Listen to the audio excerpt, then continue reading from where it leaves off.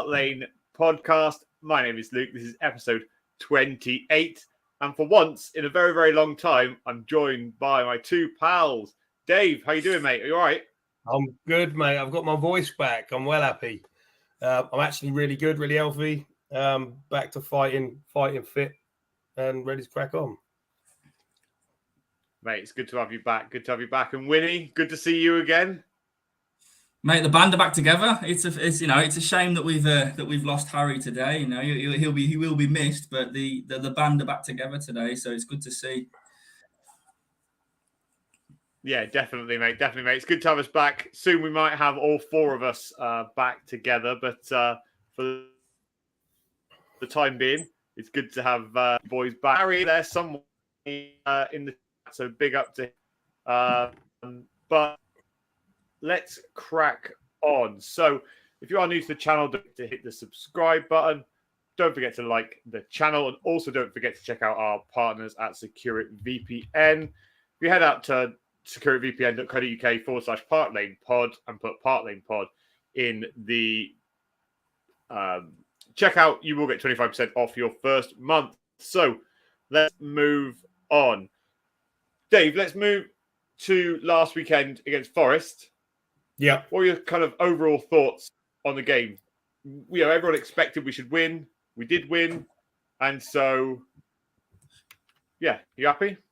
Well, everyone expected us to win, apart from Harry. Harry obviously didn't expect us to win, as he never does. But no, it was a good performance in the end. We got the job done. It was, it was as I expected, to be honest. It was, Tottenham come firing out the traps and don't really do much, and then concede a goal as always, which is Tottenham's way. As Wynnie always says, we always give a goal away. So whenever he does a score prediction, he gives a goal to the opposition, which is the same as me. I don't think that ever changes. But no, it was good. It was good, mate. It was a good reaction. But yeah, Kane obviously scoring like he always does, and I felt so bad for Richarlison. As far as I don't understand how they made that offside. It was the most baffling VAR decision, not for the first time, that I've seen, to be honest.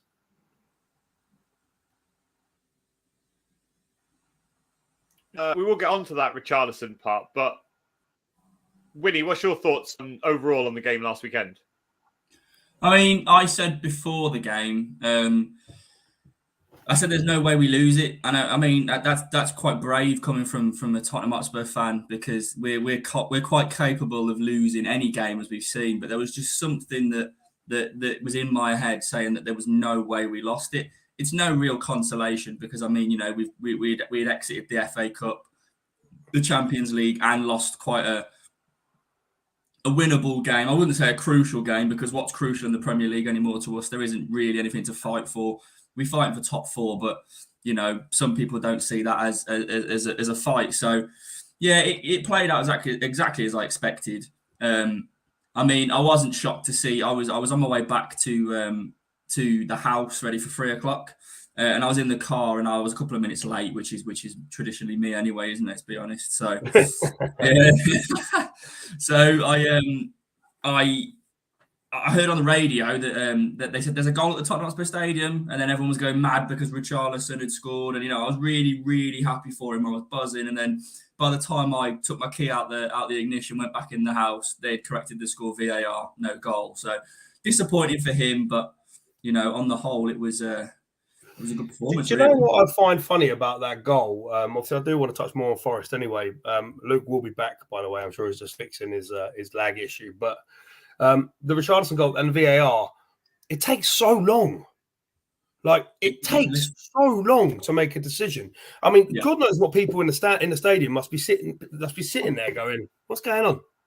Like, for 10 minutes, nobody has a clue what why is it off? And they draw the lines. Like, the lines they drew were so bad. It was like, I don't really understand how they make decisions, because you look at the lines they've drawn, and the ball's miles away from who played the through. Was it Skip? Skip, yeah. Yeah, so the ball was miles away from Skip's foot by the time they drew the lines. And it's like, well, of course he's going to be off because you're meant to do it from the moment he kicks the ball. So I do think VAR is a huge problem in this country. And I don't want to bang on about it too much, but it was a horrendous decision last night in my eyes in the Newcastle game as well. It's just such a – and even Arsenal had one the other week where they didn't draw the lines. And it's such a mess in this country. And Richarlison, who's obviously desperate for a goal, hasn't scored for us in the league this season, which isn't – I was devastated for him, mate. Yeah, and it's like, what else are you supposed to do? But like I said, we'll come on to the Richarlison thing. But in terms of the overall performance, were you satisfied? Was there anyone that really stood out for you? I was satisfied because, let's be honest, it doesn't take a lot to be satisfied as Tottenham Hotspur because our performance is so poor. Like, so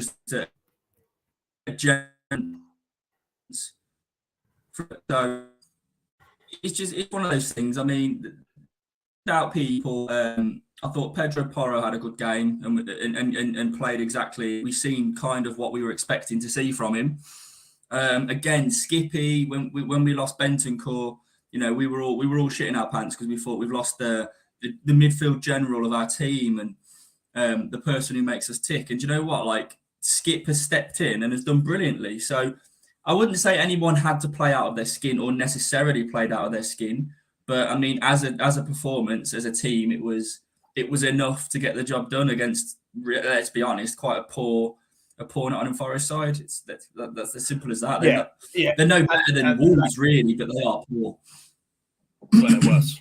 Let's be honest. I mean, away from home, they're horrendous. Forest, away from home, you always fancy anyone to beat them when they're playing away from home because their away record is so poor. But a couple of standouts for me. Obviously, Richarlison, I thought after the chaos of the week leading up to the game, the comments after the Milan game, and the reaction to that, I thought, you know what, that's the perfect way to answer your critics, and that's in the performance he put in. Because the thing with Richarlison is we know what we get with him. Yeah, with Richarlison, you're going to get someone who works hard and does all he can to fight for the team. So I do want to point out one person that I don't think has got the credit he deserves since he has stepped in, and that's Fraser Forster. Yeah, that's a great shout. Yeah. Now, I don't know if anyone remembers this, but a little while ago, probably at the start of the season, I made quite a controversial comment. And, Fraser Forster will be Tottenham's number one by the end of the season. Yeah. I mean, apples and oranges. Laurie, he had no choice. But his performances, in my eyes, for now at least, until we can sign a proper keeper in the summer, means he should keep that number one spot. Luke, are you back? What do you think about that? Are you back or are you not back? Yeah, I'm back. Yeah, I think that he has definitely stepped up. Like the first game that he came back in, he was pretty tragic, right? But, going back to last weekend's game, it was fantastic, Saved penalty, made some really good saves, and fair play to him. I think, I'll give you the respect you deserve, Dave. Wynnie, come on, let's hear it.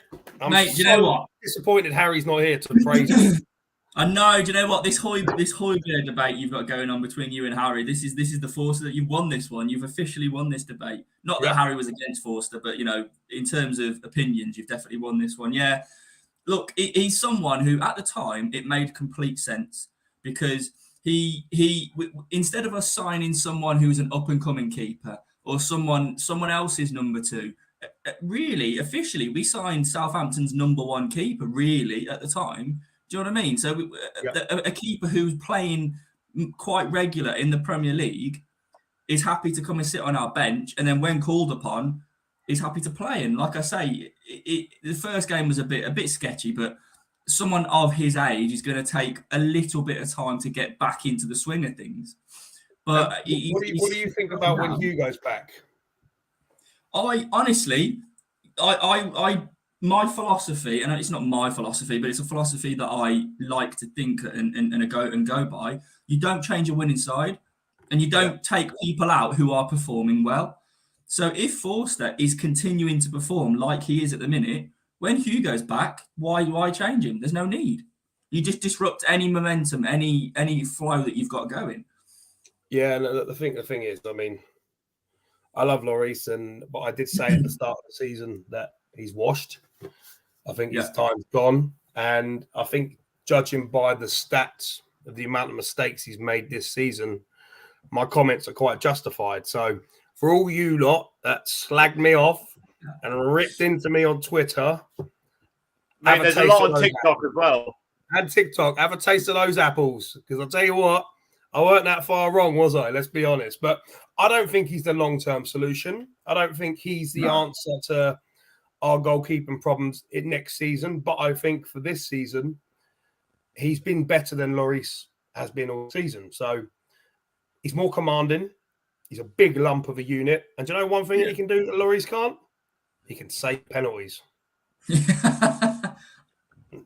Lloris is not very good at those. Unless we talk about Champions League, and then Lloris does save penalties, so it's difficult. Yeah, you can't save them in the Premier League or the World Cup, but Champions League you can. That makes sense, does it? No, exactly, mate. Lloris was good at saving penalties when he could come and hit a few inches off his line. Yeah. When he's allowed to walk off his line to save the penalty. Yeah, fair enough. Yeah, since that rule was introduced. I think that you and Fraser Forster together as a partnership should be praised for that. Do you know what I mean? Like, when you watch him against Leicester, he was awful. He looked like he was too old. He couldn't get down to save the ball. You know, he wasn't quick enough to do it. But then go to the first Milan game, he got down and saved the ball, got back up again, made a double save. Okay, we conceded, but he still did that. Last weekend, he pulled off a couple of really good saves. And so, I've been impressed with him, definitely, 100%. It's been refreshing to see, and obviously on the Forest game there is one more player that I think deserves a bit of praise, because I remember Tim Sherwood on his debut saying, "How is he a professional footballer? What have they signed here? What's going on in that scouting department?" And I think Pedro Porro was excellent against Forest, excellent. Also helps that he was ripping Arsenal a little bit by backing Sporting on Twitter the other day. For me, the future's bright at wing back. I'm excited by you, Doggy, coming next season. I'm excited to see Porro on the right wing back. But until next season, and we don't play with any wing backs. Exactly, we'll get a manager who wants to play 4-4-2. Yeah. That's definitely it. But they could, in my opinion, they could still work in a 4-4-2 if it's a Pochettino tactic 4-4-2. I'm not saying I want Pochettino back. Okay, we'll come on to that. No, but the way we work, the way Walker and Rose worked with Pochettino was Dyer would drop in, create a back three, and essentially what we play now. So if it's one of those if it's a formation like that can interchange in attack and defence, then I think it could work in a 4-4-2 / whatever we play, but we'll have to wait and see who's at the helm, because we have no idea at the minute. No, go on, Luke. Give us your thoughts on the Forest game, because you've been a bit up and down, but let's hear it. Yeah, do you know what? I thought that Richarlison was absolutely fantastic. I think that there's been a lot of people on his back. He's been on his own back. Conte didn't really help things with his comments, I don't think. I think he was a bit of a dick about that as well. To be honest with you, Conte can't do anything without me thinking he's a bit of a dick at the moment, to be honest.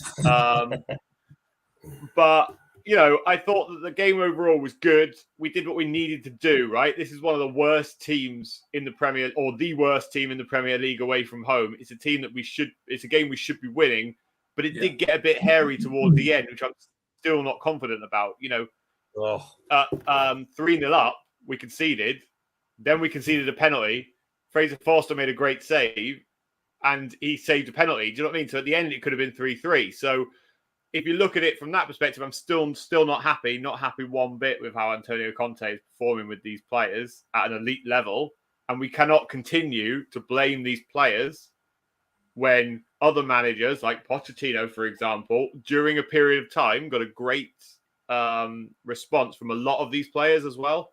So I think that it was a good win, but I think we need more. And we should be cementing a place in top 4. And it was a good win based on the fact that Liverpool had lost just before us.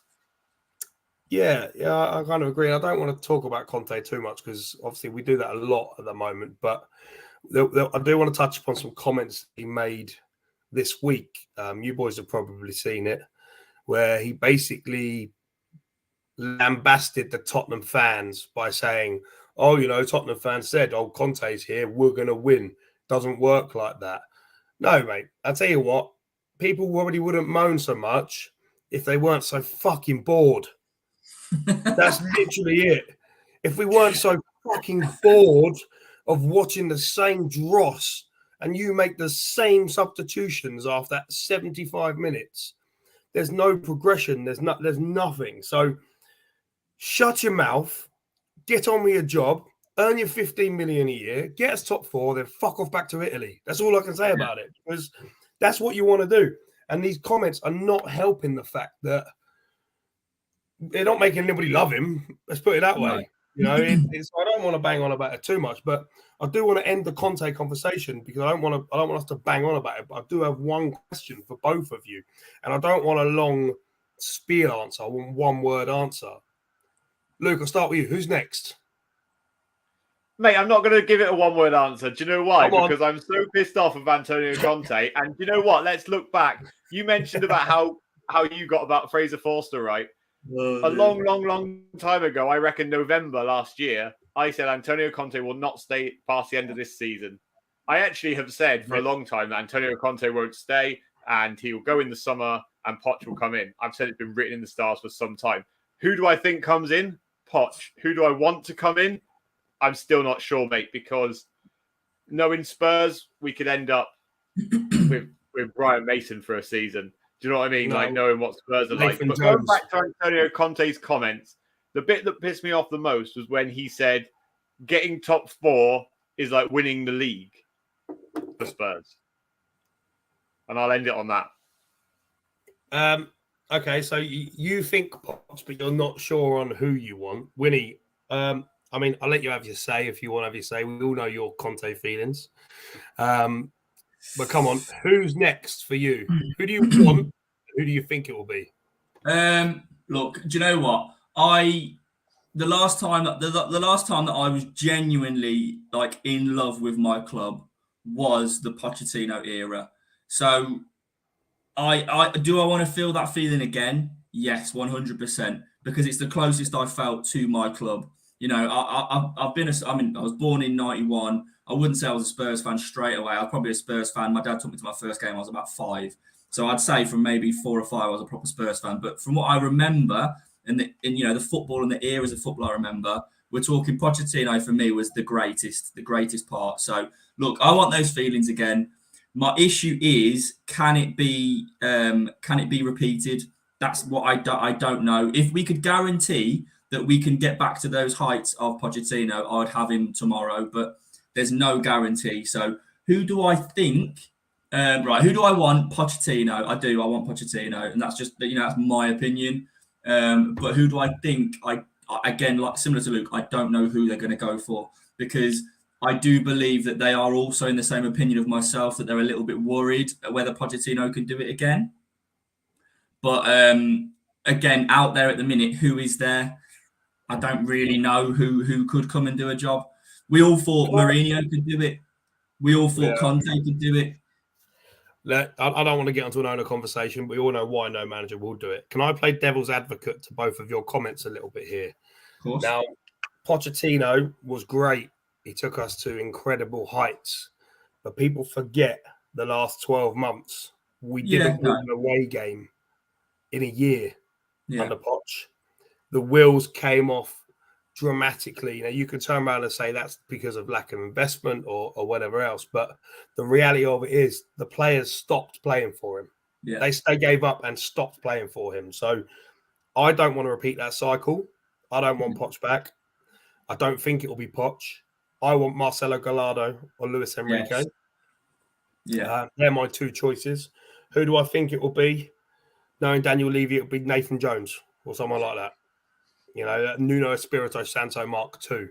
someone that we don't expect. I've seen rumours about Paulo Fonseca again, which I'm not totally against, but what we had the opportunity to get him before. We didn't because Paratici was going to be in jail soon anyway, so it won't matter. Didn't like his forward thinking football. I mean, let's be honest, this club is a mess from the top all the way down to the bottom. You know, just to give you a couple of examples, we've got a chairman who's looking to sell the club but wanting to stay as chairman. Never going to happen. We've got a director of football who's probably going to jail for fraud and whatever else in Italy is going to be banned. We've got a manager who clearly does not care or want to be at this football club. And then we saw a stat the other day. We've got players at this club like Eric Dyer. Now, how many goals has Harry Kane scored for Tottenham? Off the top of your head. Whatever. How many goals has he scored for Tottenham? I'm going to go 204. 270. And how many has Eric Dyer seen him score? A lot. Probably 270. 267. Now, How many has he lies scored? the 270 odd. But therein lies a problem. That Eric Dyer has been there for the majority of Harry Kane's goals. He came as a right back, failed. Moved him into defensive midfield. He failed. Under Potts, he used to do exactly what you said, Wynnie. He used to drop into the back three so the wing backs could attack. Then all of a sudden he was a centre half. He's failed. The problem with Tottenham is there is so much shit in this football club. There is so many hangers-on and players that shouldn't be playing for Tottenham. Half of Tottenham's squad wouldn't even get the Palace's team. That's a fact. You know, so when we talk about the mess that our club's in, now I don't want to be too doom and gloom today, but from top to bottom, we are a state. We are an absolute mess. The only way it's going to change, it wouldn't matter if we had Pep Guardiola with Sir Alex Ferguson as his assistant next season, because the whole club is a mess. Yeah. And until the ethos changes from Levy and Enoch, until the ethos changes in the playing staff and this Spursy tag and this lack of winning mentality, it ain't going to happen. Top four isn't going to happen this season, boys, and that's my personal opinion. Newcastle are a point behind us with a game in hand. They go above us. Yeah, scraping wins in the 93rd minute with a penalty, mate. They are never ever going to overtake us. I guarantee it. A win's a win. I guarantee it. Liverpool, we've lost 9 games this season. 9 games. The only reason we're in the top 4 is we don't draw any games. We've drawn 3 games, the same amount as Arsenal and Leicester. We don't draw games. We either win or we lose. We either win well or we lose terribly. Yeah, there is no in between. So for me, I can't see the club going anywhere. I mean, if I said to both of you, we get a new manager in next season, it's the manager you want, what do you think is going to happen? Well, yeah, but that's actually a good point, because I've been waiting to talk about this.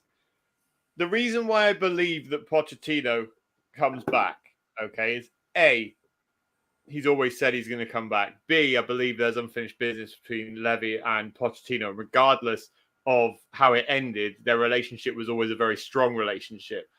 The reason why it will happen, 100%, okay, and quote me on this, pull this clip up, whatever you want to do. Definitely going to clip this, mate. This is going on TikTok. For absolutely months, okay, I've been saying this, is because there's no way that Levy and the board go for another checkbook manager, another elite manager that can only win if they're given 300 million pounds to spend.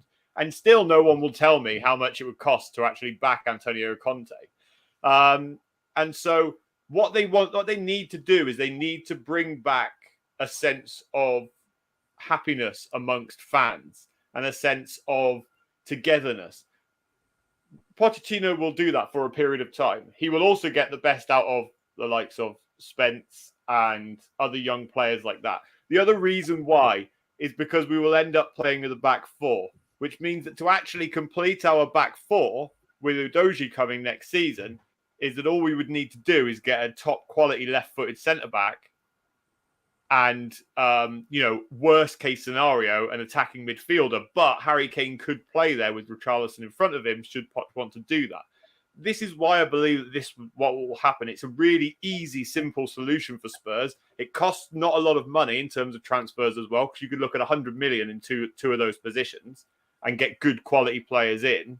And also, there really isn't anybody completely free on the market that wouldn't cost money to purchase them from another football club or to pay out their contract that actually would make financial sense to Spurs, because it actually means then they can spend more on the market. I don't believe they would go as obscure as Gallardo or anybody like that. And I think that the likes of Thomas Tuchel would cost too much money in terms of what he would require to.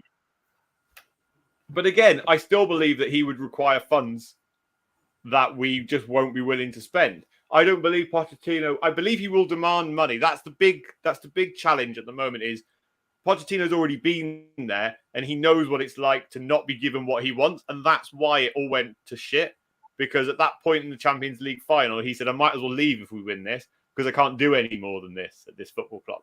And that, I think, was the real big turning point with Pochettino at Spurs.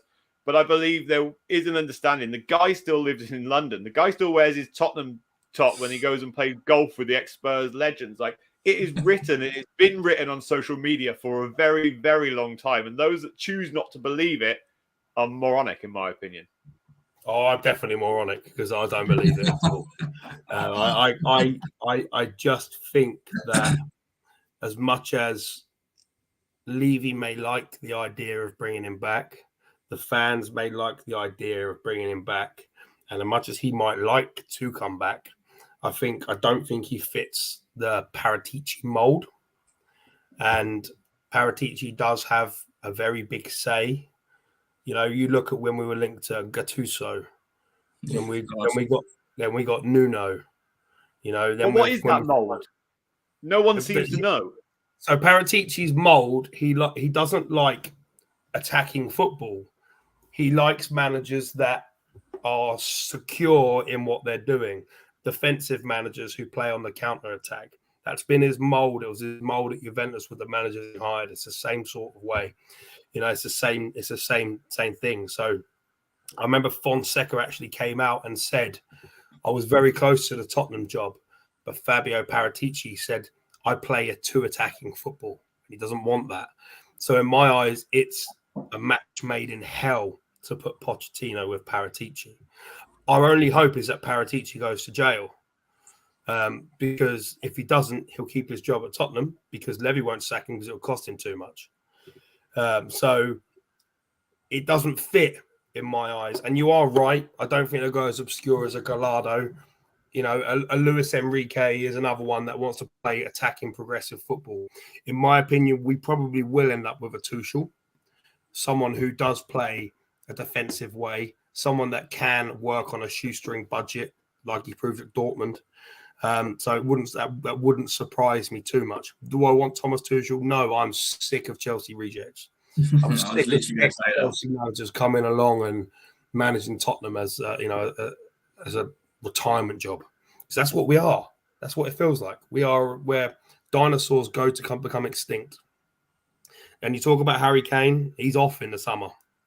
There's no way he stays at Tottenham in the summer. You know, really? that he's done, mate. He's broke every record for Tottenham he can break. The only way he goes, sorry, Dave, is if this is the problem, right? When I have good internet, there's no stopping me.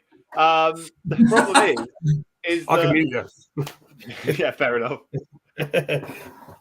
We'll end up just muting each other and Wynnie will just be sat there in silence. No, the only way that Harry Kane goes is if Manchester United are bought out by the likes of the Qataris, which they would make him a standout signing. We are buying this club and we are buying Harry Kane. This is how much we're going to. That's, in my opinion, it's the only way that happens. I think that if Harry Kane doesn't go this summer, he never leaves Tottenham ever. I agree. It's his last chance to loon, and I just think that if you're Harry Kane, right, and you're probably one of the best strikers of your generation. You've given your everything to this football club. You've broke records over and over and over again, but you haven't been rewarded with trophies. I know he's part of that, but the reality of it is you blame the ownership for that. He's probably looking at it going, well, what more can I do here? We're going through yet another manager. We're going to change managers again. That's probably a 2-year cycle again before we're challenging for anything, because a new manager want to get his philosophies across and want to get his ideas across. So he's probably thinking, what, I'm 30 years old now. 2 years' time, I'm 32. Where am I going to go at 32 years old? Nowhere. And what if it goes wrong again in 18 months and he hasn't moved? And he hasn't gone to a United or a Newcastle or wherever it may be? You know, he's probably going to be sitting there that's a wasted opportunity. He's probably looking at Haaland and being sick. The amount of goals he scores for City, knowing that he could have been that person. You know, so for me, he does go to United. I think that's guaranteed. I can't see him staying unless they give Kane an Mbappe style contract where he's in control of the decision making and works alongside. I've read that. I've read that he's some reports, whether you believe them or not, have said that Harry Kane is having an input on who the next manager is going to be. What is this? It's crazy. Like I don't want that. I don't want that because like as much as I love Harry Kane, like for me, he's absolutely unreal. And I don't have any more words for him, but he shouldn't be in charge of picking a manager. You know what I mean? But again, how true that is. Just quickly echoing on what Luke said. There's only one way he leaves Tottenham, and that's for Man United. Yep. It's as simple as that. But I just don't think they come in for him because I don't think, one, they want to deal with Daniel Levy. And two, I don't think Daniel Levy, again, I think he's got an agreement. He said to Harry Kane, if they come, and this is the Man City thing. So the Man City, the move that didn't materialise, that's not on Tottenham Hotspur. I genuinely don't believe that. I believe if Man City would have gone, here's 125 million, his asking price, paid up front, we'll take him. Levy would have had no choice, I don't think. And I think he would have said, okay, thank you very much, Harry. You know, see you later. Good luck in the future. But, you know, their measly 70 million bid or 75 million pound bid, whatever it was, when they've just bought Grealish for 100. So I don't believe that's anything to do with Tottenham Hotspur. But this one, it literally just depends if Man United come in for him. If they do you know what? We can't blame him. We can't hold him back. If they come in with the right money, we have to just like pack his bags. Thank you. See you later. And as much as it hurt me, it is what it is. Do you think Levy sells, or do you think he lets his contract run down? Again, if Levy, I reckon Levy slapped 100 million on his head. If Man United come in for 100 million, I think he sells him. And I think it'd be silly not to, because as you said, yes, he's 30 years old. You know, he's a model professional. He doesn't, he does everything right. He doesn't go out drinking and all that, what you assume and what footballers do, or what the ones that are in the papers do anyway. So Harry Kane, for me, can go till at least 34 at a top level. Our only hope is that United sign Osimhen. Yeah. That's our only hope in my eyes. If but then, do you know what? If they do that, if they sign Kane, why don't we go for Osimhen? Simple as that. Replace him with him. Would he come to us? Why wouldn't he come to us? I'm not on about him coming to us. I'm just on about that you're asking Levy to I agree with Wynnie though. I agree with Wynnie that I believe that Daniel Levy either this summer sells at 100 million, and he's probably right, Wynnie, with it has to be cash. Yeah. Or he would genuinely let his contract run out and hope that Harry Kane decides to sign a new deal and doesn't want to leave on a free transfer. You know, in that sense, because I think he is so stubborn in that respect that it would either be 100 million or fuck him. Yeah. 100 million, or you just stay in and then pray that they can agree a new deal with him before he can negotiate with other clubs. Like people talk about Bayern and things like that. They're not going to buy him. It's United or no one in my eyes. And I generally think that'll be the case. But look, Kane wants that record. It's as simple as that. I don't know him personally, but if I was Harry Kane, I'm so close. I'm so close to that record. I'm thinking, look, I'm what is he? He's about 57 behind or something like that. Yeah. That can be done if we let's say continue the rest of this season. He gets another. Let's just go 5 to 10 goals. He gets the rest of this season. I'd like to think he'd get that, maybe more. I don't know really, but depends how he carries on. But let's say he leaves himself with 50 goals. He can break that in 2 seasons. He can break that in 2 seasons. So for me, there's no. He doesn't go anywhere else other than England. And like we say, if United come in from, if they don't, that's what it is. But he wants a record. I don't think anything will make me as sick as seeing Harry Kane in a Man United shirt. I don't think anything would make me feel as unwell as seeing that. You know, it's like your wife sleeping with your neighbour. Yeah, but you know what? We've all had those. I've had those feelings before. I didn't want to see Gareth Bale in another shirt. You? No. I don't think so. No. I didn't want to What's your neighbour like? I didn't want to see Gareth Bale in another shirt, but I saw it. It hurt me. I got over it. I didn't want to see Real Madrid's a bit different. I mean, Berbatov weren't here for that long. We're talking about a bona fide Tottenham legend here. Yeah. A player that has played for Tottenham his whole career. Yeah. You know, it's pain. That's all it is. It's literal pain. But yeah, I think you're right. Going on about seeing him in a United shirt, the big difference between the likes of him and Berbatov, him and whoever else, right, is that in a world where footballers, the majority of them are greedy, you know, money hungry, and a bit of arseholes, right? Most of them, to be honest, if you look at what they do outside of football, the biggest difference is that Harry Kane respects our club, and actually, from what I can see, you know, looking at his relationship, you know, his marriage, you know, all of those types of things, right? If you read into all that, he's just a genuinely respectable guy, and I don't believe that he would necessarily want to, like, for example, Arsenal. He would never go to Arsenal. Chelsea, he would never go to, I believe, 100%. Yeah. It's whether how long that respect can last. And, you know, I think that, as you say, this summer, most fans would hold their hands up and say, I will be sick to see him in that shirt. But no but from me, mate. No but from me. I'll be sick to see him in that shirt.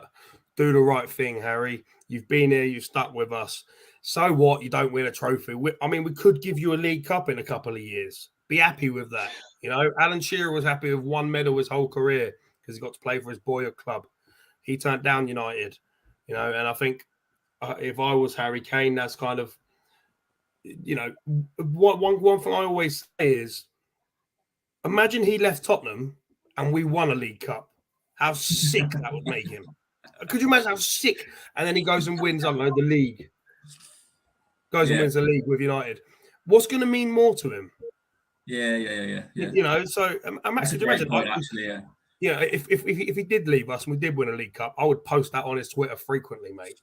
I would literally bombard his Twitter with that League Cup picture, you know, because I'd be like, look, that could have been you, but you left us for United. So, yeah, anyway, moving on, because we all know our thoughts on Kane. We all want him to stay. We all hope he stays, and let's hope United sign Osimhen. To today's game. So, Luke, can you let's take us in? Well, you know, we're kind of going right back to the start of the season again, aren't we? You know, against Southampton. Again, like, this is a game where if you look at it from a tactical, look at it from a perspective of, you know, good teams against poor teams, right? Spurs should be winning this, hands down, no problem at all. But this is Spurs. And this is us. Do you know what I mean? Like, it's not as simple as, oh yeah, are we going to win based on tactics? Are we going to win based on statistics? Are we going to win based on any, you know, form, club stature, anything like that? We should win this game hands down. But again, like every single week, like every single season, it makes you think, oh, there's a chance we could stuff this right up, isn't there? Like, what do you think, Dave? I mean, to go from, It's just Tottenham, mate. That's all I can say. It's like, you just become speechless at some of the stuff you see. It's like, we're going through we're like, yes, we're over this slump. We're doing, we're going to get back to winning ways. We beat City and we get pumped by Leicester. It's like, oh, yes, we're back. And then we get beat by Sheffield United and Milan and knocked out of 2 competitions in a week. And it's like, okay, don't worry. We're back again. We won a hard-fought game against Forest at home. We're back. We're probably not. We'll probably lose 1-0 today. Because that's just the Tottenham way, unfortunately. And it's pissing me off. There's the only thing to say. I'm doing my fucking head in. Like, honestly, if there's a club, if you have mental health problems, don't support Tottenham because they make things 50 times worse. It's awful. It's, Tottenham are, I've got bipolar. Tottenham are a bipolar football team. Yeah. I think Tottenham caused my mental health problems, to be honest. I think Tottenham are bipolar. That's probably why I have it, because I support Tottenham. And so, it's one of those things that no fan in their right mind. I quite often hear pundits say, "How frustrated must Tottenham fans be?" And I'm thinking, you have no fucking idea how frustrated we are. You have no idea. Tottenham Twitter is either the most toxic or the most lovable place in the world. And unfortunately, it flip-flops between the two so frequently, none of us know whether we're happy or not.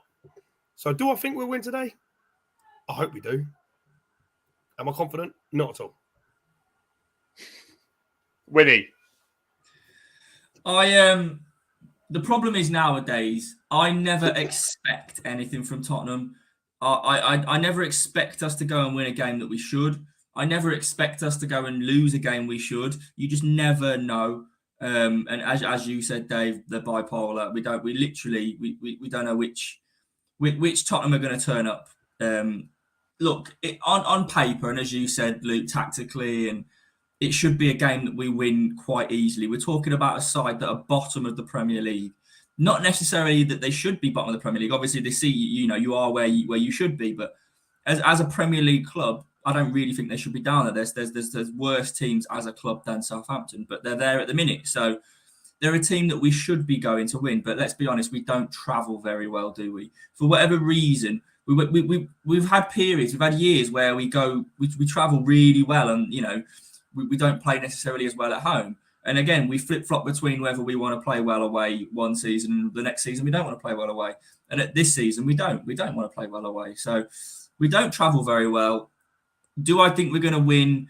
I don't think we're going to win. I think it's going to be a draw. But again, it depends which Tottenham Hotspur turn up. If the Tottenham Hotspur turn up like Jekyll and Hyde, isn't it? If the good Tottenham Hotspur turn up, we can win that quite convincingly.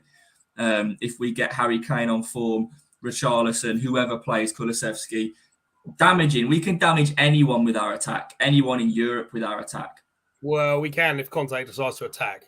Exactly. But as Southampton even have a manager? Southampton? No, they've got interim to the end of the season. Exactly, Roman it makes it even Salas, worse. or whatever his name is. It's. I think we can all agree that Tottenham give us PTSD. That's. Yeah. That's it. My blood pressure on a weekend is through the roof. I hate it. I don't like watching us at the moment, and to be honest, I cannot wait for this season to be over because I'm watching our North London rivals blitz the league. And the only bit of glorious Tottenham fans we get is that the team we knocked out the Champions League knocked them out the Europa League. Yeah. Woo! That's our success for the season. Do you see what I mean? It's like when we beat City. Yeah. Woo! But we're fighting for fourth and we're stuck in the Tottenham zone, as I call it. So let's get some score predictions then. I'm actually going to start this week with some score predictions. Where do I sit on this? So I'm going to stick my neck on the line here and say we win, but I'm going to say we win ugly. I think we win ugly. Is there any other way? Oh God, I would love to see free-flowing football, but it's whether you're going to get first half Tottenham or second half Tottenham, and that's how I just define us at the moment. So I think we'll win 2-1. I don't ever see us not conceding. Never, ever put a Tottenham defender in your fantasy team. That's all I'll say, because you're guaranteed to lose points. So I'm going to say 2-1 to Tottenham. I'm going to give Richarlison. Now, he's got 5 in 6 in his last 6 games against Southampton. Harry Kane's got something like 8 in 10. And Son's got like 7 and 9 or something like that. So our forward line usually score against Southampton. But I'm going to give James Ward-Prowse a free kick and make it 1-1. And then I think Harry Kane nicks it late on, and we scrape by a 2-1 win by holding on at the end and Forster making numerous saves. Luke. Oh, mate. Do you know what? I'm going for it. I am going for it. Clean sheet. 2-0 win. 2-0 win. Easy Saturday afternoon. Sit back, relax, enjoy the rest of your weekend, lads. You sure there's just nicotine in that vape you're chuffing on? I couldn't tell you if it wasn't, mate. That's bold. I mean, we all know Harry's prediction. To Harry, I spoke to during the week. We was on another show together. He thinks we're going to lose 1-0, or 1-0 or 2-0, one of the two. But he's very doom and gloom at the moment. He is. You know, the only bit of light, Dave, that's why. Only bit of light in his life is Højbjerg, and he's shit as well. So let's not get into that. But so 2-0, Luke. You think it's going to be that cruise? Do you cruise control? Yeah, easy, mate. Easy peasy. I don't. Southampton don't have enough in the attacking line. Yes, James Ward-Prowse might get a free kick. Yes, he might step up, but I think no manager. I think bottom of the league, pretty much. I think Southampton under 6s could score against Tottenham, mate. You've got not with your pal in goal. Put it that way. No, he's a big guy. Yeah, he's a hero. Wynnie, what do you reckon then? I'm going to go for, like I said earlier, I think it's going to be a draw. I don't think it's going to be a high score. I think it's going to be 1-1. Again, like you said, the reason why I laughed when you said it, I think it's just got James Ward-Prowse free kick written all over it. It's just what happens. But I think, again, I'd like to see Richarlison get a goal, but I think inevitably it'll be Harry Kane. Do I think... Let me try and... I think we're going to go 1-0 down, and then I think Harry Kane will rescue it for us at some point in the second half. So I don't think we're going to get a necessarily convincing performance, but I don't think we're going to lose, but I also don't think we're going to win. Well, boys, I have to say, it's actually been really nice having all of us here, apart from Harry, who's missed today, but getting the band back together has been good. I missed all your faces. I feel like we've had another really, really good show. But yeah, I think that kind of, unless either of us, you got any more points that they want to discuss? I think we've covered it all, mate. I think we've done well. So yeah, until the next time, I think that pretty much wraps it up. How can people find you, Wynnie? How can people rant at you if they knew? Wynnie1991 on Twitter. I'm that upset and that bothered at the minute with Spurs. I don't really put anything on social media. I'm just kind of keeping myself to myself. But if you want to reach out to me, then just hit me up and just be kind. That's all I'll say. Luke? Yeah, you can find me at Luke_Park_Lane, obviously on Twitter, but more importantly, make sure you are following the channel. We really do appreciate all the support we get. People always say to me on Twitter, "Oh, you don't have huge views, all the rest of it." We don't care about things like that. Do you know what I mean? All we care about is the people that interact with us on a weekly basis. The messages we do get in the DMs and everything else like that, and the support from the other fan base that we have. So, really appreciate everybody. And Dave, Wynnie, it's been an absolute pleasure to see you boys. Can I just make one more point before we end the show? I've made a couple of jokes about bipolar and PTSD and things like that. If you are offended, I do apologise. I suffer with mental health myself. That's why I feel like I can make jokes about it. But if you have taken offence, I do apologise. But I think we all understand where I was coming from. You can find me at usual places, Park Lane Pod, Dave. If you want to have a go at me for that, feel free. If you want to agree with me about Fraser Forster, I'd appreciate that too. And you can see me on the Park Lane Pod every week. Perfect, guys. We'll be back next week. So thank you all very, very much for the support. Make sure you're liking the video. Make sure you're subscribing to the channel. And make sure if you are listening on any podcast platform, please do hit the follow button and give us a 5-star review. But next week, we'll hopefully be talking about another Spurs win. And we should all be back. So see you all next time. And as we always say on this channel, Come on, Come on, you Spurs. Spurs. Spurs.